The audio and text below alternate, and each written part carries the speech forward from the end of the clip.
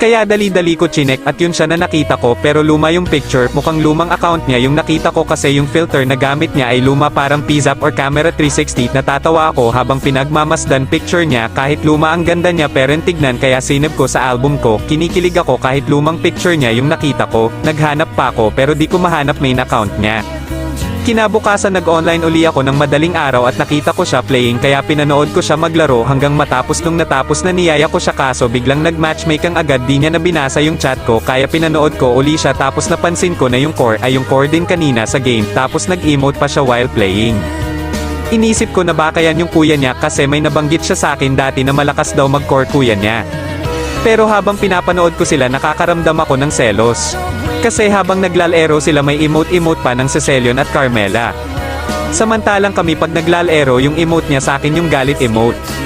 Kaya nakaramdam ako ng sakit para akong pinagsakluban ng langit at lupa tapos inalog, ganun yung nararamdaman ko nung mga oras na pinapanood ko sila at hindi lang yun dahil din core user yung kasama niya samantalang ako XP lane or gold lane at ang galing nila panoorin pero hindi ko na tinapos kasi nagseselos ako kahit hindi dapat at naglaro na lang ako mag-isa pero this time nag-core ako kaya ayun na lose streak ako.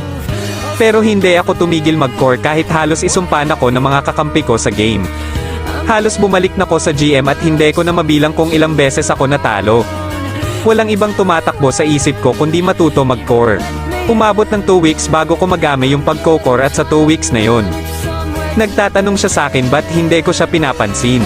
Sinabi ko na lang na nagpaparank down ako pero yung totoo ay lose streak talaga ako. Ayoko lang sabihin sa kanya na nag-aaral ako mag-core. Tapos nag-chat siya sa akin, laro tayo pagtapos mo mag-rank down kahit classic okay lang sa akin. Sabi niya, hindi ko alam kung ano mararamdaman ko, halo-halo may saya, kilig yung kilig na malalabas mo lang pag mag-isa ka sa kwarto yung gusto mo tumalon sa kilig ganon. Kaya in-invite ko na agad siya sa classic pero sabi niya wait lang tapos in-invite niya yung core user na kasama niya lagi. Hindi ko masabing ayokong may kasamang iba pero hinayaan ko na lang, nahihiya din kasi ako baka kasi yun yung kuya niya.